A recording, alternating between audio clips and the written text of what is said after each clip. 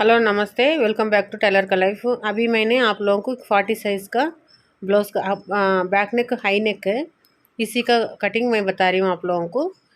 Video last तक देखिए, skip मत करो प्लीज़। मेरे वीडियो को लाइक कर दीजिए, अगर नया रहते तो सब्सक्राइब भी कर दीजिए। जो नया सीखने वालों के लिए तो बहुत यूज़फुल वीडियो है। 40 इंच का ब्लाउज़ का कटिंग मैं बता रही हूँ आप लोगों को। बैक नेक शोल्डर मतलब बैक नेक डाउन का डिजाइनरी ब्लाउज़ है ये। थोड़ा बैक में थोड़ा डिज़ाइन बनता है इसका। ये बैक हाई नेक बोले तो अपन शोल्डर कितना है उससे मैंने अभी देखो इसकी 15 इंच शोल्डर है, तो 15 में से मैंने 1 इंच सिर्फ माइनस किया, क्योंकि नेक जब भी बैक नेक ऊपर होता ना तो छोटा होता ना, तभी इसका शोल्डर का मेज़रमेंट बढ़ता है। उस बात को याद रखते हुए अपन कभी भी शोल्डर डाउन, अगर बैक नेक डाउन हो गया तो शोल्डर का साइज़ कम होता है। बैक नेक को हाई नेक रहता तो बैक नेक मतलब डाउन में 4 इंच है, 4.5 इंच है, उसका माइनस कितना करना, 1 इंच करना पड़ता। पूरा कॉलर नेक है बोले तो 1 इंच बड़ा करना पड़ता। इसका ही ध्यान रखना। कटिंग में मेन वही होता। कभी शोल्डर में से मेन ब्लाउज़ का डिपेंड रहता है। शोल्डर ज़्यादा रखे तो ब्लाउज शोल्डर ड्राप होने का, आर्मोल में रिंकल्स आने के, सब कुछ होते रहता। इसलिए कटिंग में हर चीज़ को मतलब हर जगह पे जो मार्किंग डालते हैं ना, पॉइंट टू पिन पूरा इम्पॉर्टेंट ही है। पूरा हर एक मार्किंग पे ध्यान रखना भी ज़रूरी है। ठीक है ना। मैंने अभी बैक नेक मेरे को 40 इंच का है ना, 40 में से चौथा भाग होता है 10 इंच, उतना मैंने चौथा भाग उस मार्किंग डाल दिया, फिर एक्स्ट्रा मार्किंग भी डाल दिया मार्जिन के लिए। अभी बैक नेक का मैंने डिज़ाइन डाल रही हूँ, अभी देख लीजिए। बैक नेक होके मेरे को टोटली 4 इंच ही होने वाला है। मेरे को आर्मोल में थोड़ा ज़्यादा आ रहा था, इसलिए मैंने आर्मोल को सेट किया। क्योंकि 7 इंच शोल्डर रखे तो 7 इंच आर्मोल रखने का कोई ज़रूरत नहीं है। जिसका कस्टमर का कभी कभी कस्टमर का बॉडी में अल्ट्रेशन बॉडी होता तो उनका आर्मोल कम रहता, शोल्डर ज़्यादा रहता। किसी का कस्टमर में शोल्डर कम रहता, आर्मोल ज़्यादा रहता। ऐसा एक एक कस्टमर के, सभी कस्टमर का एक ही मेज़रमेंट कभी भी नहीं होता है। उसको देख लेके कस्टमर के हिसाब से अपन को मार्किंग डालना ज़रूरी है। ठीक है ना। मैंने हार्मोल का मेरे को 8.5 17 इंच गोलाई, चेस्ट का 40 इंचेस था, इसलिए मैंने उसको इसका करेक्ट राउंड गोलाई में मिला रही थी। ठीक है ना। इस बात को कोई भी नया सीखने वाला ज़रूर इम्पॉर्टेंट बात है। सभी कस्टमर्स का, सभी इंसान का एक ही मेज़रमेंट कभी भी नहीं होता, अलग अलग मेज़रमेंट होता। कोई बोलता 5 इंच शोल्डर रखो, 5 इंच आर्मोल रखो, ऐसा नहीं होता। अगर आर्मोल में ज़्यादा हार्मोल साइज़ बड़ा रहता तो 5 इंच रखे तो उधर टाइट हो गए तो फिर शोल्डर ड्रॉप हो जाता है। इसलिए हर बात का ध्यान रखना ज़रूरी है। बैक नेक मैंने 4 डालते हुए कटिंग कर रही हूँ, 4 इंच का डाउन है। उसके बाद में थोड़ा मैंने डिज़ाइन नेक बना रही हूँ, राउंड नेक में पोटली बटन का ब्लाउज बन रहा है ये। ठीक है ना। मैंने अभी घर पे ही कटिंग कर रही थी। मेरे को क्योंकि बताना, ये कटिंग तो बताएंगे बोल कर आप लोगों के लिए मैंने ये कटिंग फिर मैं बता रही हूँ। ठीक है। अभी ये बैक पार्ट मैंने कटिंग कर रही हूँ अभी थोड़ा सा, क्योंकि जो हार्मोल से नीचे डाउन पार्ट होता है ना, बहुत लंबा रहने से हार्मोल के नीचे रिंकल्स आता है, इसलिए थोड़ा सा उसको क्रॉस करे तो वो रिंकल्स उधर से रिंकल्स नहीं आता है। ठीक है ना। इस बात का भी थोड़ा ध्यान रखना आप लोगों। कोई नया सीखने वाला हर एक बात को ध्यान रखना, जिसको पता नहीं है उसको पता चल जाएगा क्यों हार्मोल के नीचे रिंकल्स आता है। इस बात को देख लिया तो रिंकल्स नहीं आता, क्योंकि हार्मोल का नीचे से कमर तक जो पट्टी रहता है ना, जो पीस रहता है ना, मतलब लंबाई में वो ज़्यादा रहने से कंपलसरी रिंकल्स आता है। इसलिए वो ज़्यादा लंबाई लंबाई नहीं रहना, 8.5 साढ़े मतलब हिसाब से जैसा बॉडी मेजरमेंट होता ना उसी के हिसाब से 8.5 8 7 7 तो नहीं होता, 7.5 मतलब कितना हार्मोल डाउन होता ना उतना ही हार्मोल का नीचे जो लंबाई कम होता है। ठीक है ना। थोड़ा उसका थोड़ा एक मिनिमम साइज़ होता है, उसी के हिसाब उसी के मैं आने वाले वीडियो में बताऊंगी साइज़ कितना होता है, उसके हिसाब से मैं बताऊंगी। अभी 40 इंच का है मेरे को, 8.5 का आर्मोल के नीचे पट्टी रेडी मतलब स्टिचिंग के साथ में 7.5 तक रेडी होना चाहिए मेरे को। इतना सा मैंने रख दिया। फ्रंट पार्ट का मार्किंग डाल रही हूँ अभी। थोड़ा सा सामने से 1/2 इंच का हुक्स पट्टी आई पट्टी के लिए मार्किंग जोड़ते हुए फिर बैक पार्ट लेके फ्रंट पार्ट पे रखते, देखो ऐसा सीधा मार्किंग रख लेके total marking same to same डालना है, सेम टू सेम मार्किंग करना है। लेकिन ये कमर के तरफ होता ना, 1/2 इंच एक्स्ट्रा बढ़ाना चाहिए, क्योंकि डार्ट्स के लिए जो बैक पार्ट के लिए क्रॉस कटिंग होता ना थोड़ा सा, इसलिए कमर के पास से 2.5 इंच का मार्जिन नीचे से लेते हुए 1/2 इंच मार्जिन एक्स्ट्रा लेके वो हार्मोल तक उसको मिलाना चाहिए। क्योंकि वो डार्ट्स के लिए अपन एक्स्ट्रा लेना है, बाकी का सब एस्टिच सेम जैसा है वैसे ही लेना चाहिए। ठीक है ना। अभी कटिंग कर लेंगे, सेम बैक पार्ट का हिसाब से कटिंग होता है। यहाँ तक आके रोक देते, फिर फ्रंट पार्ट के लिए मार्किंग डाल देते। अभी इसको ऊपर का पार्ट निकाल देते, क्योंकि ये बैक पार्ट है ना, जो जगह कट लगाना उस जगह कट लगा के बैक पार्ट को हटा दे के अभी मार्किंग डाल देते फ्रंट पार्ट, फ्रंट नेक के लिए। मैंने 6.5 फ्रंट का नेक डाउन लिया।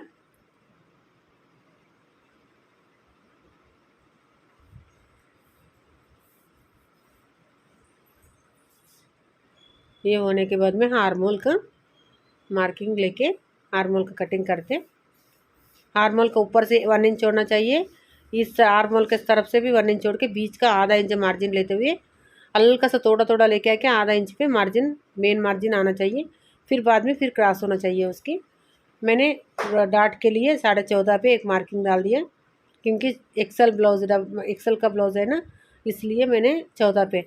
अगर नॉर्मल स्मॉल एक्सल रहते तो 13.5 पे। ऐसा जब 38 36 होता ना 13.5 पे चल जाएगा ब्लाउज मार्किंग मेन डार्ट का।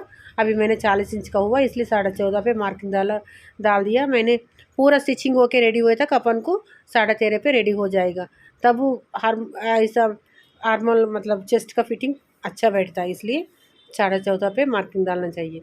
ठीक है ना। अब पूरा मार्किंग मैंने कैसे डाल रही वीडियो में देख लेके आप लोगों भी ऐसी प्रैक्टिस करो, ऐसी मार्किंग डाल के कटिंग करो। देखिए मेन डार्ट से ही लेना, जो भी मार्किंग लेता है मेन डार्ट से ही मार्किंग लेते हुए 1 इंच का, 1.5 इंच का, 2 इंच का, ऐसा। ये कमर के तरफ से होता वो 2 इंच का होता, आर्मोल की तरफ से होता वो 1.5 इंच का होता, ऊपर उक्स पट्टी आई पट की तरफ से होता वो 1 इंच का होता। ऐसा डिस्टेंस रखना, मेन डार्ट को पकड़ते हुए डिस्टेंस रखना। ठीक है ना। इसको पूरा अभी कटिंग कर देंगे। ये होने के बाद में अभी व्हील मार्क रहता तो व्हील मार्क से प्रेस करना, नहीं तो अपन ऐसी कट लगा के स्टिचिंग कर सकते। जो नया रहता तो उन लोगों को समझ में नहीं आता, थोड़ा व्हील मार्क लेके प्रेस कर देना, उसी के ऊपर दोनों पल्ला पे मार्किंग आ जाएगा। ठीक है ना। ये फ्रंट पार्ट का अभी रेडी हो गया। मैंने कैंची से थोड़ा दबा दिया, क्योंकि बैक साइड भी ऐसा दिखता है, इसलिए देख लीजिए ऐसा मार्क पड़ जाता उधर से आसानी से।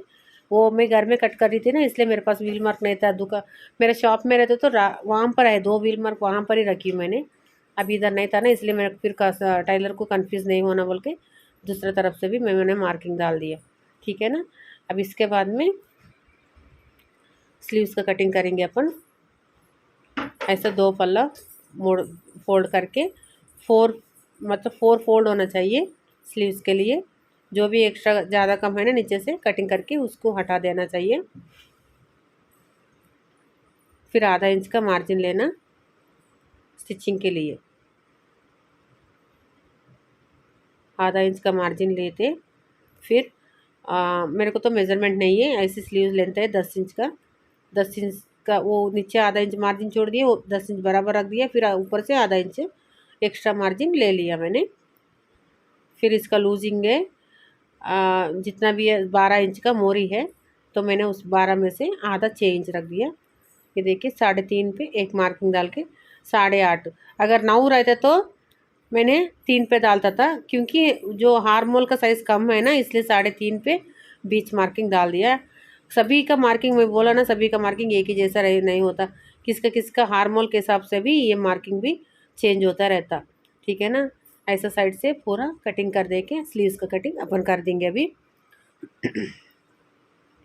जो जगह कट लगाना है उस जगह कट लगाना, क्योंकि याद रहना ज़रूरी है। कटिंग जो कट लगाते ना उधर से अपन को स्टिचिंग होना, बीच का मार्किंग सब कुछ कट कंपलसरी कट लगाना ज़रूरी है। ठीक है ना। ये हो गया स्लीव्स का कटिंग। अभी हाँ वो कौन सा क्रॉस पट्टी का कटिंग करेंगे। अभी क्रॉस पट्टी देख लीजिए, फ्रंट पार्ट लेते हुए उसका हिसाब लेना है कितना होता है, एक बार देख लीजिए। क्योंकि कभी कभी नया सीखते हैं ना वो लोगों को ना क्रॉस पट्टी कम पड़ता रहता है, कभी बड़ा होता रहता। ऐसा नहीं होना, बराबर से आना बोले तो एक बार चेक कर लेना। अपना जो फ्रंट पार्ट रखते हैं ना उसी को लेते हुए देख लीजिए, यहाँ से लेते यहाँ तक मेरे को 3.5 है, फिर वहाँ से दूसरी मार्किंग लेते हुए लास्ट तक 6.5 है। तो जितना होता पूरा 12 इंच का हो गया, 6.5 नहीं वो 7.5 है शायद। वो पूरा मार्किंग देते हुए मैंने इधर तरफ से फर्स्ट मैंने 3.5 डाल दिया, स्टार्टिंग 3 इंच लिया और इधर 3.5 लिया फ्रंट का, फिर इधर से 3 इधर से 3, फ्रंट का 3.5, ठीक है ना। ऐसा डालते हुए फिर मार्किंग कटिंग कर देंगे अपन। ये क्रॉस पट्टी हो गया। क्रॉस बेल्ट के लिए कपड़ा मैंने कट कर दिया। ऐसा वाला 4 पीस कट करना, 2 मेन पीस कट करना, टोटल 6 पीस स्टिचिंग होता है क्रॉस पट्टी में। अभी मेन पीस को भी कटिंग कर देंगे। मेन पीस ना कटिंग करने, बैक नेक का थोड़ा डिज़ाइन है वो भी कट कर देती मैंने।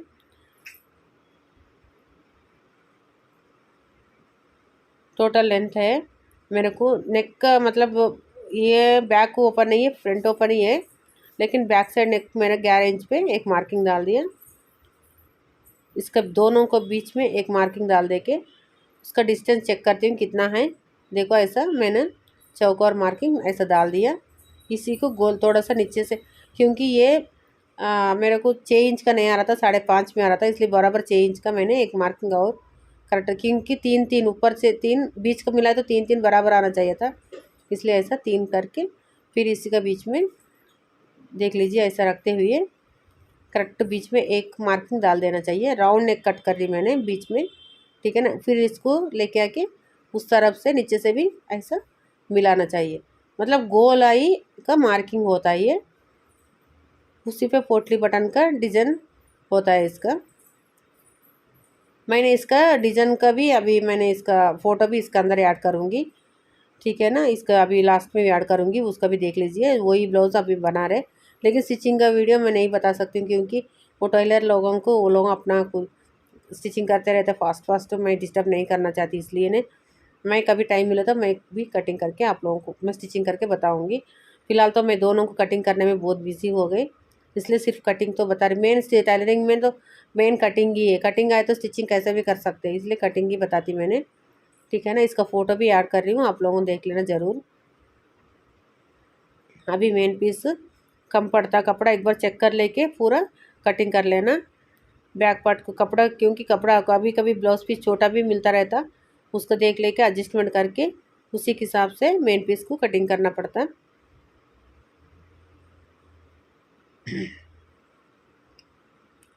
ये बैक पार्ट का कटिंग हो गया। अभी फ्रंट पार्ट का कटिंग कर देंगे।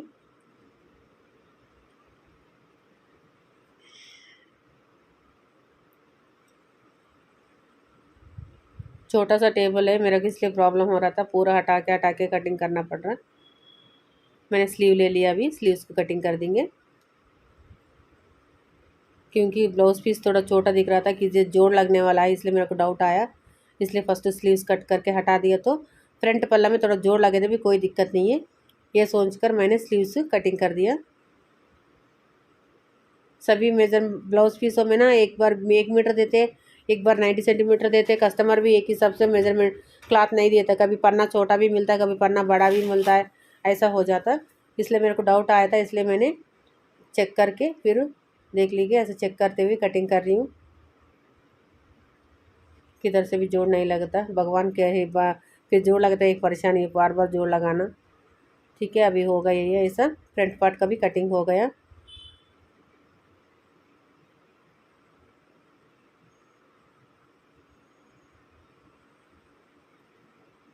अभी क्रॉस पट्टी के लिए कपड़ा थोड़ा बहुत बचा, उसी में से क्रॉस पट्टी कट करेंगे। अभी इसका बाद में क्रॉस पट्टी का बारी है। ये क्रॉस पट्टी कट करने के बाद में मैंने फ़ोटो ऐड करती हूँ इसी का, वो फ़ोटो भी देख लीजिए। और मेरे वीडियो कैसा लगा प्लीज़ कमेंट करके बताइए, और नया रहता तो प्लीज़ सब्सक्राइब कर दीजिए। आप लोग ऐसे देख के ऐसे जा रहे हैं, लाइक कर दीजिए, लाइक करो तो मेरा वीडियो को थोड़ा ग्रोथ रहता है, ठीक है ना। नेक्स्ट वीडियो मिलेंगे, जब तक thank you for watching, bye.